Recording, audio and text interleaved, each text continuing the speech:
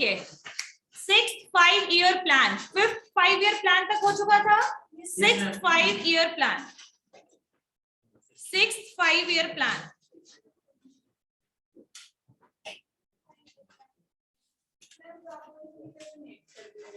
हाँ, टर्मिनेट कर दिया गया था सिर्फ उस प्लान को, जो एक प्लान था ना आपका 5 ईयर वाला, 5th जो 5-year प्लान था, बिकॉज ऑफ वॉर बेसिकली उसके टाइम पे वो प्लान को, सिर्फ वो जो 5 साल वाला प्लान था उसको 1978 के बाद होल्ड कर दिया गया था, टर्मिनेट कर दिया गया था। पूरा प्लानिंग कमीशन और प्लान को नहीं किया गया था, बस उस वाले प्लान को किया गया था बिकॉज ऑफ सम सिचुएशन, ठीक है, वॉर वाला सिचुएशन की वजह से उसको होल्ड कर दिया गया था, ठीक है। अब उसके बाद 6th 5-year जो प्लान आया उसके बारे में लिखना शुरू कीजिए। 6th 5-year प्लान जो था that came from 1980 to 85, 1980 to 85, 1980 to 85, 6th 5-year plan लिख लिया सबने।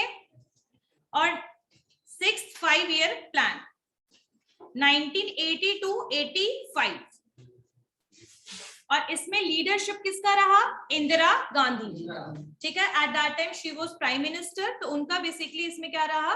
लीडरशिप।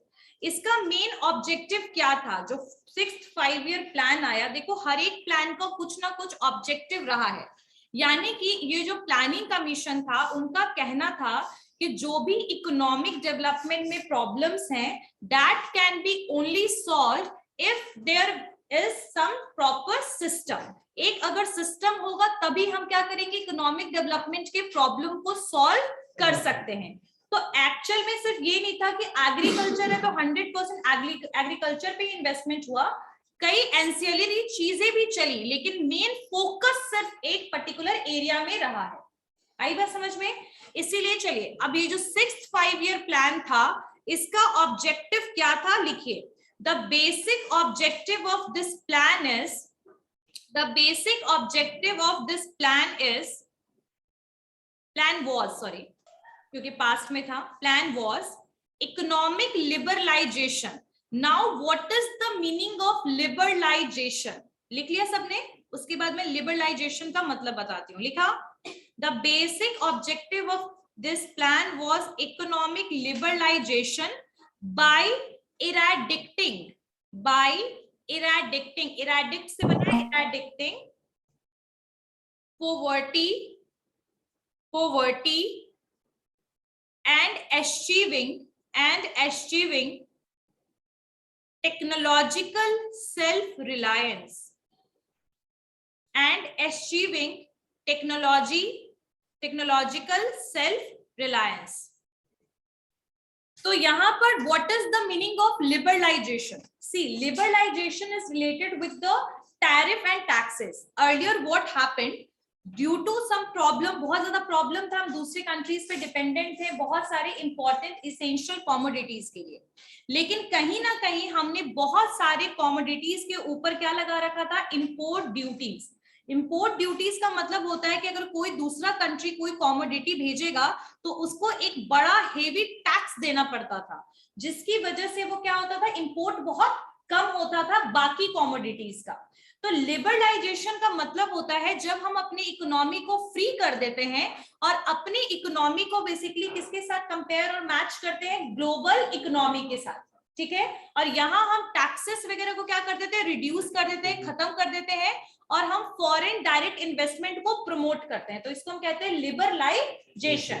तो ये वाला जो 5-year गोल आया, प्लान आया, इसका मेन एम यही था कि हम अपने इकोनॉमी को लिबरलाइज करें। आई बात समझ में? लेकिन साथ में इराडिक्ट करना यानी कि हटाना, इराडिक्शन ऑफ पॉवर्टी भी हो, यानी गरीबी को भी हम अपने देश से हटाएं, ठीक है। तो ये इस पर्टिकुलरली 6th 5-year प्लान का ऑब्जेक्टिव था। आई बात समझ में? 6th 5-year प्लान मतलब 5-5 साल का जो प्लान में ये 6th नंबर वाला प्लान था। आई बात समझ में? अब यहां आगे लिखिए। अब ये जो था it was based on this, आगे लिखिए, इट वाज बेस्ड ऑन, मतलब 6th 5-year प्लान में लिखना है, it was based on investment योजना, इन्वेस्टमेंट योजना, इन्वेस्टमेंट योजना, ठीक है। आगे लिखिए infrastructural changes, infrastructural changes, investment योजना कॉमा इंफ्रास्ट्रक्चरल चेंजेस। यानी कि ये जो बेसिकली चल रहा था 5 ईयर प्लान, इसमें बहुत सारे क्या आई, इन्वेस्टमेंट योजना आई और साथ साथ में इंफ्रास्ट्रक्चर रिलेटेड चेंजेस भी हुए। लेकिन मेन एम क्या था, लिबरलाइज करना अपने इकोनॉमी को, कंट्री की इकोनॉमी को लिबरलाइज करें, पॉवर्टी को इराडिकेट करें और टेक्नोलॉजिकल सेल्फ रिलायंस, यानी कि टेक्नोलॉजी के लिए हमें दूसरे कंट्री पे निर्भर ना रहना पड़े, हम अपने कंट्री में भी क्या करें, नई नई रिसर्च करें, ये करें, आपका क्या बोलते, एक्सपेरिमेंट्स करें, ठीक है, एग्जैक्टली R&D का काम करें, रिसर्च एंड डेवलपमेंट का काम करें, ठीक है। दूसरे कंट्री के ऊपर हम बेसिकली डिपेंडेंट ना रहें, वो चाहे एटॉमिक एनर्जी हो, चाहे वो मिसाइल हो, कुछ भी हो, या फिर technological changes. Technological basically changes क्या होता है, जैसे नए टेक्नोलॉजी का आना, जैसे कि फ्रिज, ये सब क्या है, टेक्नोलॉजी है ना। अपने जो भी आपके अप्लायंसेस, मोबाइल फोन टेक्नोलॉजी है। तो बेसिकली इसी चीज की बात हो रही है कि टेक्नोलॉजी में भी हम अपने आप पर, अपने देश पर निर्भर है, ना कि दूसरे देश पर। आई बात समझ में? डन। अब इसका टारगेट क्या था, ये जो बेसिकली ये जो 5 ईयर प्लान था, इसका टारगेट कितना था ग्रोथ रेट का, 5.2%, और हुआ कितना ये 5.7, ठीक है। मतलब 6 बाई अराउंड 5.7% ये आपका क्या हुआ, इसमें आपका अचीव हुआ। तो इन शॉर्ट ये सक्सेसफुली अकॉम्प्लिश हो गया, ये बेसिकली आपका 5 ईयर प्लान है, वो 6th 5 ईयर प्लान। क्लियर हो गई बात सबको? Online class and offline class सबको क्लियर है बेटा? Yes ma'am. Yes ma'am. अब इसके बारे में थोड़ा सा और देख लेते हैं, 6th 5 ईयर प्लान के बारे में। बीच में जो 2 साल था 78 में term, 6th 5 year plan 1980 to 85, rolling plan जो था, रोलिंग प्लान भी कह सकते हो उसको, 78 to 80 ब्रैकेट में लिख लो रोलिंग प्लान, रोलिंग प्लान, ठीक है, rolling plan. 6th 5 year plan से पहले 2 साल का गैप है ना, 5th और 6th में, 78 के बाद सीधे 80 में स्टार्ट हुआ है। तो 78 to 80 एक तरीके से प्लान क्या था, होल्ड पे था, ठीक है। किस चीज पे था, होल्ड पर था, या हॉलीडे पीरियड था। आई बात समझ में? हॉलीडे पीरियड था 78 to 80, यानी 5th और 6th प्लान के बीच का जो 2 साल का समय था, वो हॉलीडे पीरियड था, उसको आप रोलिंग पीरियड भी कह सकते हो, ठीक है, रोलिंग पीरियड। चलिए rolling plan. Next rolling plan is related कि जब हम नेक्स्ट प्लान कैसा स्टार्ट करें, नेक्स्ट प्लान में हम क्या ऑब्जेक्टिव रखें, तो इसके बीच में टाइम कैसा होता है, एक प्लानिंग का पीरियड। तो वो बेसिकली 6th 5 ईयर प्लान के लिए प्लानिंग पीरियड था एक तरीके से। आ गई बात समझ में? 2 साल का जो गैप था 78 to 80, 78 में ही वो 5th 5 ईयर प्लान होल्ड हो गया, फिर 78 to 80 क्या चला, रोलिंग प्लान, ठीक है। उसके बाद फिर नेक्स्ट प्लान आया 6th 5 year plan on 80 to 85, ठीक है। जो 6th 5 ईयर प्लान था वही इकोनॉमिक लिबरलाइजेशन था। यहाँ पर बेसिकली प्राइस कंट्रोल की भी बात की गई थी, इकोनॉमी को कंट्रोल करने की बात की गई थी, साथ साथ में बेसिकली राशन शॉप्स बहुत सारे ऐसे थे जो बिल्कुल सही प्रॉपरली वर्क नहीं कर रहे थे, उनको क्लोज भी कर दिया गया था। इंक्रीज किया गया था कुछ फूड प्राइस को, कॉस्ट ऑफ लिविंग को इंक्रीज किया गया था। साथ साथ में नबार्ड इस्टेब्लिश हुआ था। क्या इस्टेब्लिश हुआ था? नबार्ड। नबार्ड पता है क्या होता है?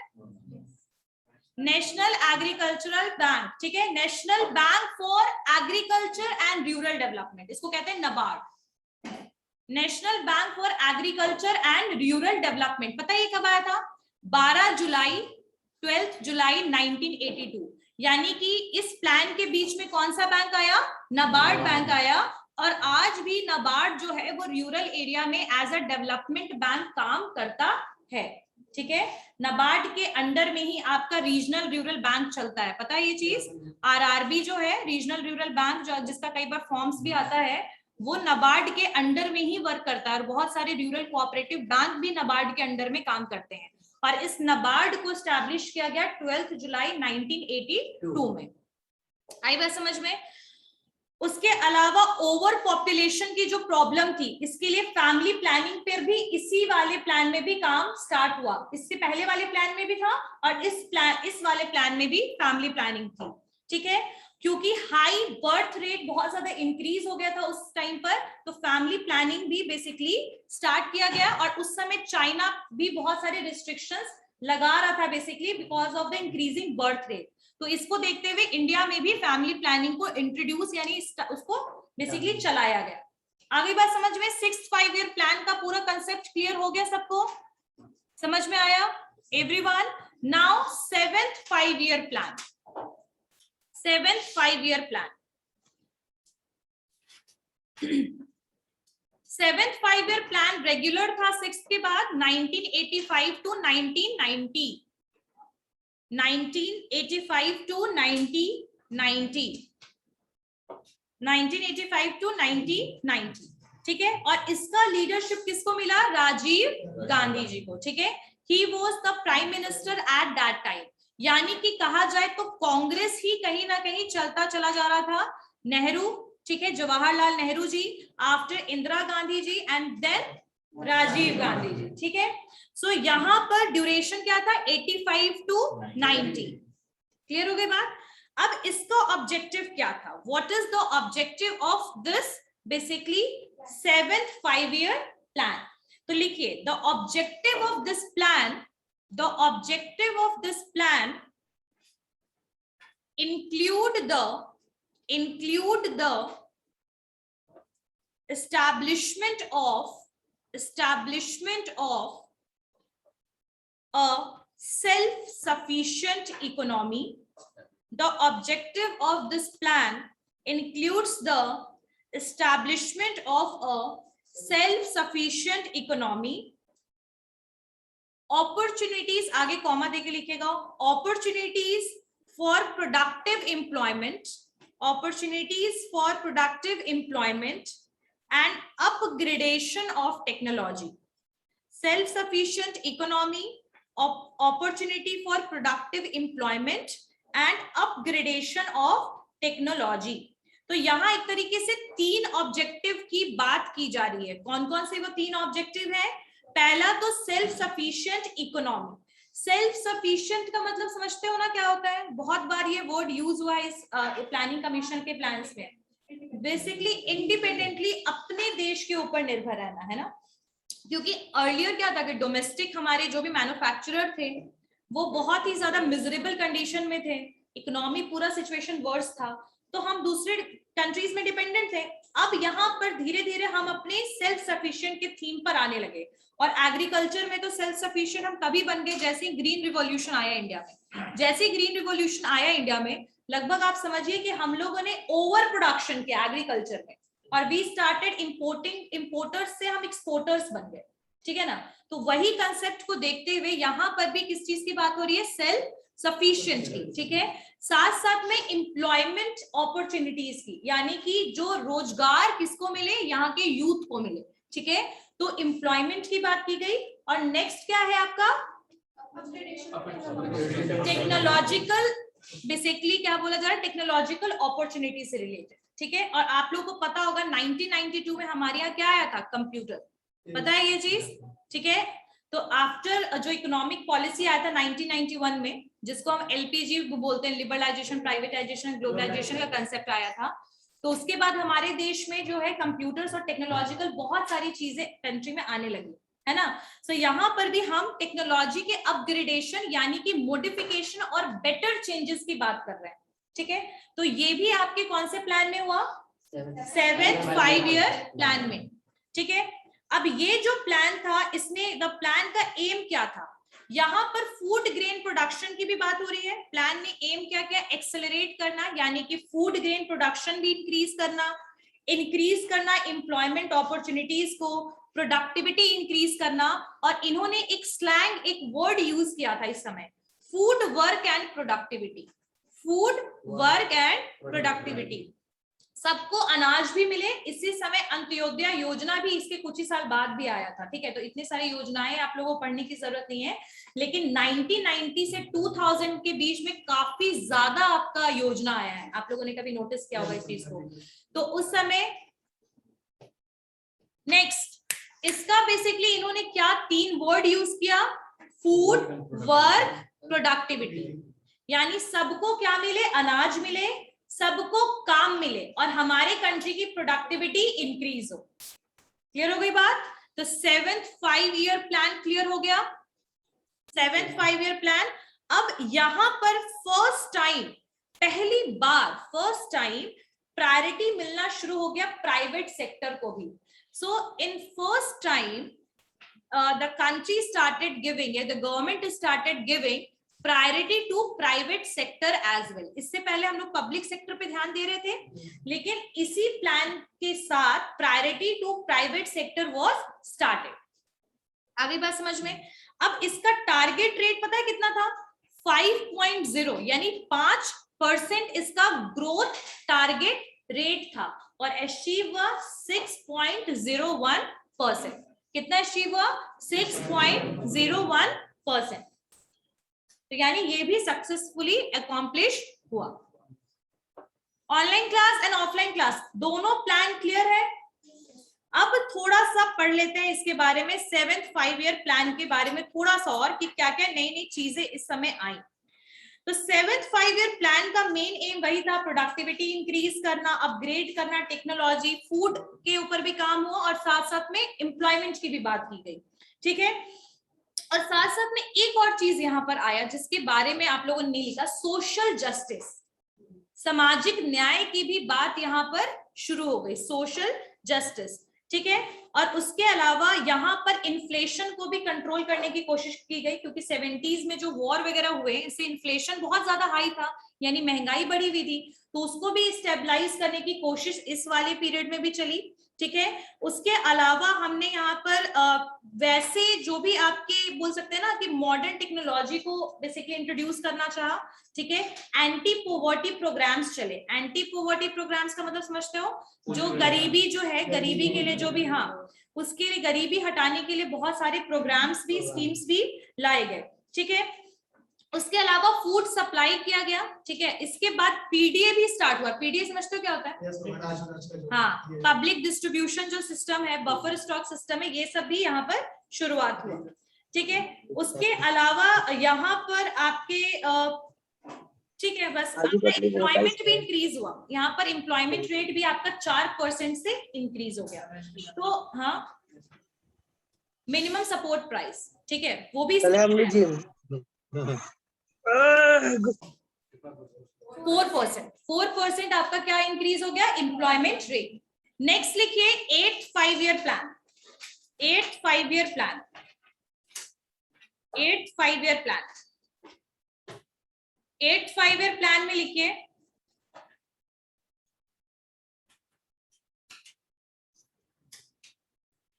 बीच में 2 साल का गैप था, 1990 के बाद 92 तक, फिर से again it was started. 8th 5 year जो प्लान था, it was started from 1992 to 1997।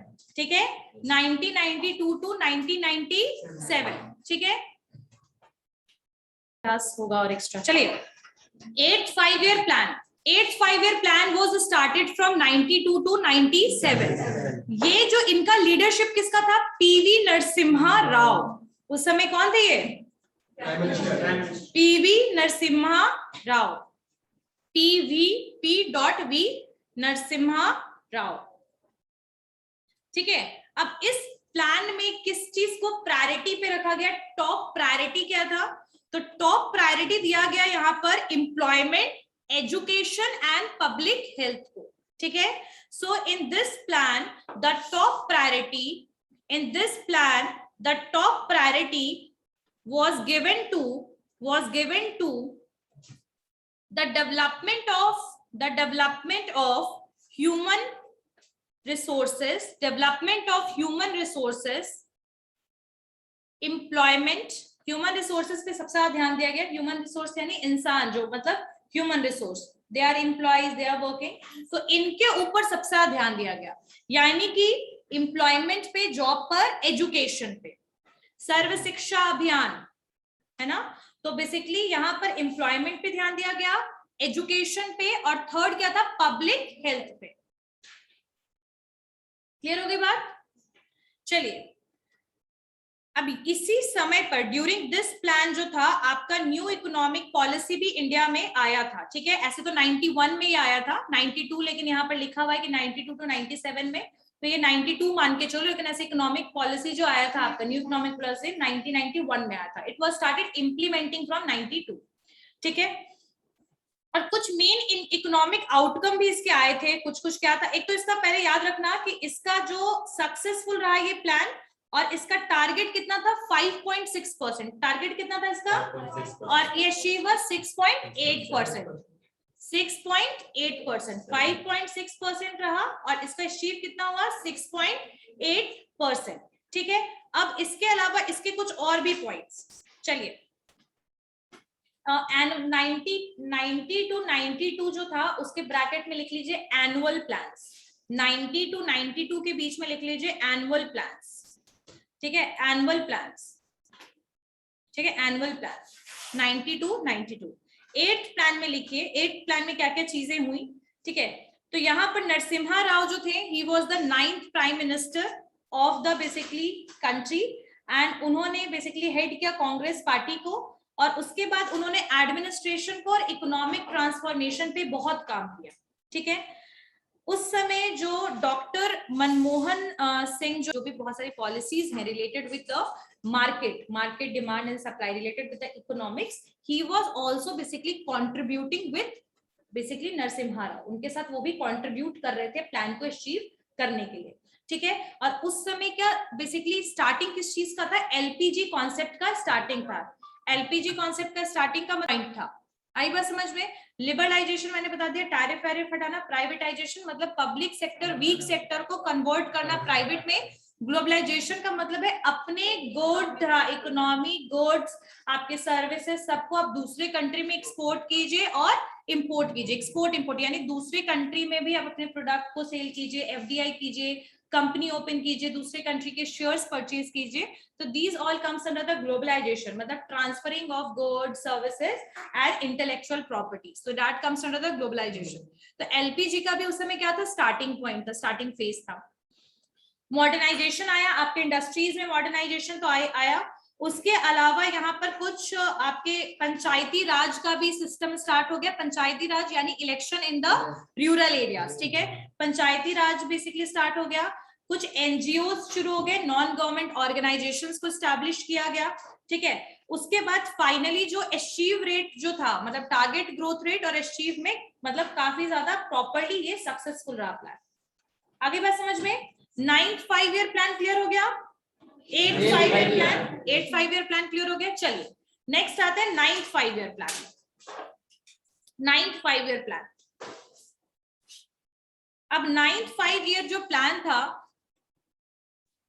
9th 5 year plan, इसका ड्यूरेशन लगातार था 1997 to 2002, 1997 to 2002, and this was under the leadership of Atal Bihari Vajpayee, late Atal Bihari Vajpayee, अभी वो नहीं है, at that time he was the prime minister of India, ठीक है। सो अब जो नेक्स्ट 5 ईयर प्लान चला वो कब चला, 1997 टू 2002, ठीक है। अब यहां किस चीज पे फोकस किया गया, तो यहां लिखिए the main focus of this plan was, the main focus of this plan was growth, उन्नति, growth with social justice, growth with social justice and equality, and equality, यहां पर किस चीज पे फोकस किया गया, growth with social justice and equality, ठीक है। और इसी समय it was launched in 50th year, 50वीं साल जो थी आपकी इंडिपेंडेंस की, उसको देखते हुए इसको लॉन्च किया गया। और ये जो आपका प्लान था वो फेल हो गया, टारगेट रखा गया था 6.5% और अचीव हुआ 5.6%, 6.5 जस्ट ऑपोजिट कर दो 5.6, 6.5 टारगेट था और अचीव कितना हुआ 5.6%। ठीक है, और ये बेसिकली इनका कहना क्या चीज था, ये किस चीज पे काम कर रहे थे, वही इकोनॉमिक एंड सोशल ग्रोथ पे काम कर रहे थे। उसके अलावा यहाँ पर किस चीज पे काम किया गया था, आपके इक्वालिटी के ऊपर काम किया गया था। और यहाँ पर दोनों टाइप के जो गवर्नमेंट, आपके जो अर्बन एरियाज और रूरल एरियाज के जो गवर्नमेंट है उसके ऊपर बेसिकली उनके डेवलपमेंट पे काम किया गया। बहुत सारी गवर्नमेंटल एजेंसीज को रूरल एरियाज में शुरू किया गया था। ठीक है, और कुछ एसएपी भी बना था, special action plan. Special action plan हुआ था, कुछ गवर्नमेंट एजेंसीज रूरल एरियाज में स्टार्ट किए गए थे।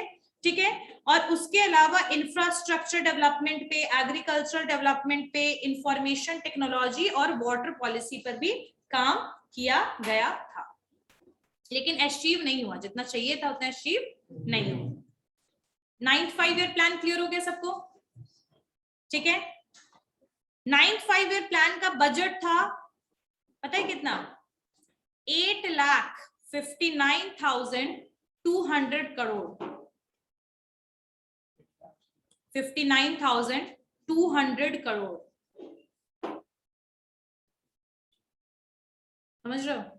चलिए next, to all small children necessary, जो मैंने बोला ना सर्व शिक्षा अभियान, इसकी भी शुरुआत इसी बीच में हुई थी। ठीक है, तो बेसिकली प्राइमरी एजुकेशन पे ध्यान था, फोकस किया गया।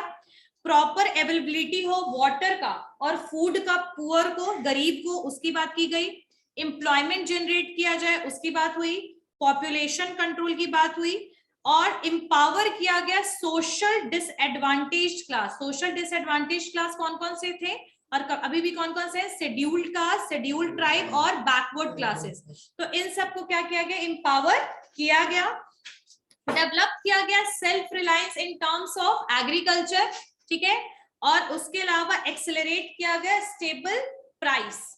तो बेसिकली बहुत सारी चीजें इसमें आ गई। ये सारे इसके ऑब्जेक्टिव्स थे, एक दो ऑब्जेक्टिव नहीं थे, बहुत सारे थे। यानी सोशल इक्वालिटी की बात की गई, मतलब समाज में सब लोगों का बराबर राइट है। ठीक है, तो जो भी डिप्रेस्ड क्लास थे उनको भी इक्वल अपॉर्चुनिटीज देने की बात की गई। आई बात समझ में यहाँ तक? लेकिन still this basically plan was failed. बहुत सारी स्ट्रैटेजी भी बनाई गई, रेलवे सर्विस फैसिलिटीज बहुत सारे इंक्रीज किए गए, लेकिन still the situation was not as such. Basically जो आपका जो जीडीपी ग्रोथ रेट जो मैं बता रही हूँ कितना सेट किया गया था 6.5 और कितना अचीव हुआ 5.6। क्लियर हो गई बात? 8,59,200 crore. Okay, 10th 5 year plan. 10th 5 year plan जो था इसका बेसिकली लगातार था, ये भी 2002 टू 2007। ठीक है, 2002 टू 2007। और यहाँ पर बेसिकली किसका लीडरशिप था? यहाँ पर अटल बिहारी वाजपेयी जी एंड मनमोहन सिंह। ठीक है, दोनों का लीडरशिप था 10th 5 ईयर प्लान में। आपके दोनों का लीडरशिप था फॉर द प्लानिंग। ठीक है, प्लानिंग कमीशन के जो 10th 5 ईयर प्लान थे इसका ड्यूरेशन था 2002 से 2007 और इसमें जो लीडरशिप था दोनों का था अटल बिहारी वाजपेयी एंड मनमोहन सिंह। ठीक है, अब यहां पर बेसिकली इनका प्लान क्या था? पर कैपिटा इनकम को इंक्रीज करना। Per capita income, per capita income is related with the पर पर्सन, उसकी इनकम क्या है और उसका कंजप्शन और स्पेंडिंग क्या है। तो बेसिकली यहां पर द प्लान जो था टू डबल करना per capita income in next 10 years, यानी 10 साल में हमें अपना पर कैपिटा इनकम क्या करना है? डबल कर देना है। ठीक है, ये एम था। और पॉवर्टी को रिड्यूस कर देना है 2012 तक। कितना? 2012 तक कम से कम पॉवर्टी रेशियो कितना होना चाहिए? 15%। उस समय देश में 40-41% के अराउंड पॉवर्टी था और उस पॉवर्टी रेट को हमें डिक्रीज कहां तक लेकर आना था? 15% तक। पहले 43-44 था, फिर 27 हुआ और उसको फिर बात की गई 12% पे लाने की। लेकिन ग्रोथ रेट कितना रखा गया? इसका टारगेट ग्रोथ रेट 8%। कितना? 8.0%। और अचीव कितना हुआ? 7.6%। कितना हुआ अचीव?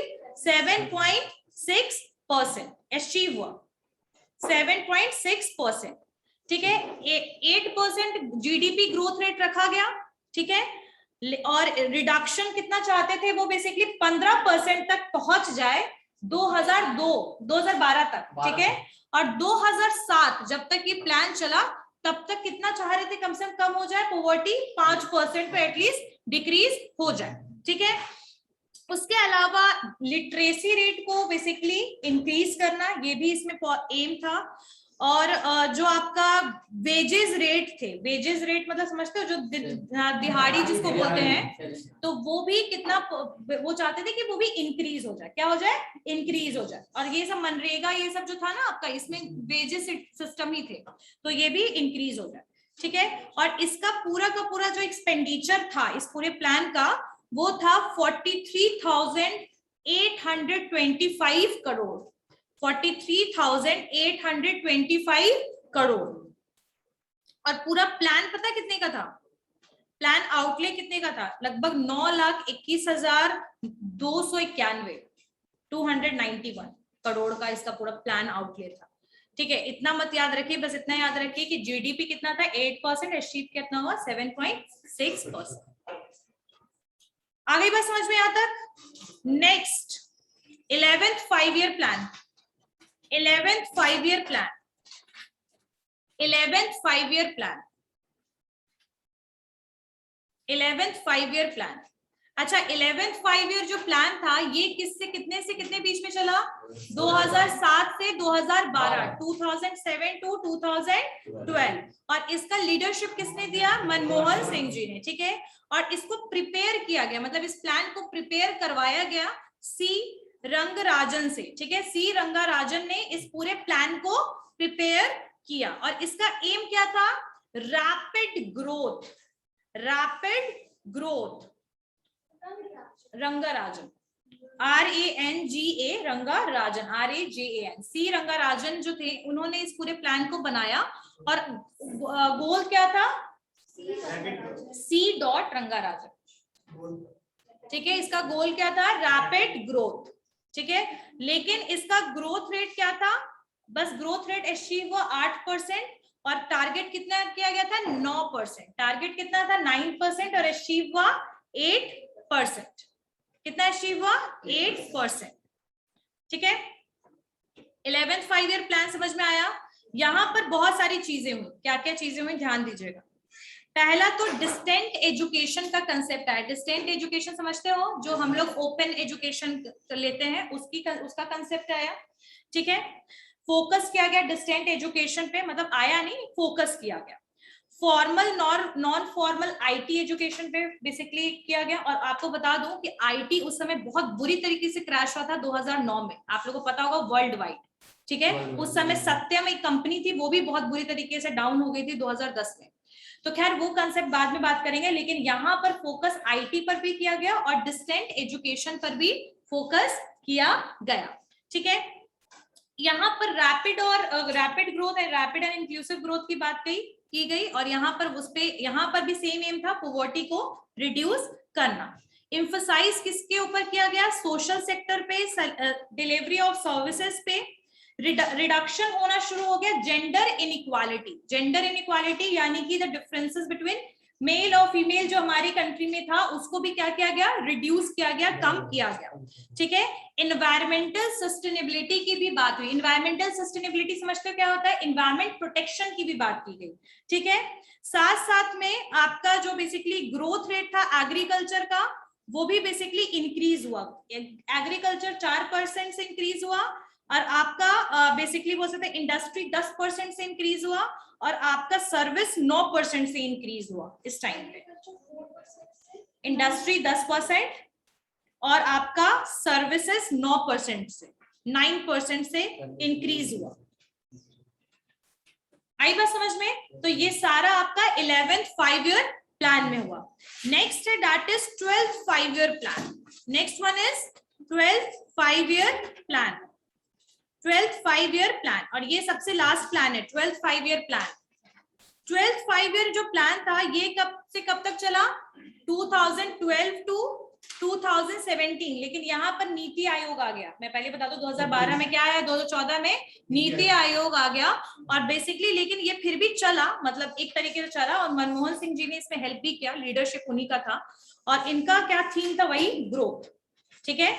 और इनका मनमोहन सिंह जी, बाद में इसको रिप्लेस कर दिया गया जब एनडीए गवर्नमेंट आया ना 2014 में, ठीक है। जैसे ही एनडीए गवर्नमेंट आया, मतलब बीजेपी आया आपका, ठीक है, बीजेपी एनडीए का ही पार्ट है, तो जैसे ही वो आया वैसे ही आपका जो 2012 से जो 2017 तक चलना था, 2014 में आपका प्लानिंग कमीशन किसके हाथ में चला गया, नीति आयोग। मतलब इन बिटवीन हुआ ये 2014 के इलेक्शन के बाद। तो आपके प्लानिंग कमीशन को किसने रिप्लेस कर दिया, नीति आयोग ने कर दिया, ठीक है। इसीलिए कोई 13 5-year प्लान आया ही नहीं, ठीक है। क्लियर हो गई बात। इस लेकिन ये भी कह सकते हैं कि फिर इसके बाद 2014 के बाद एक सेंट्रलाइज्ड वे में प्लानिंग कमीशन ने काम किया ही नहीं, बिकॉज वो चला गया नीति आयोग के हाथ में। तो इन शॉर्ट इसके बारे में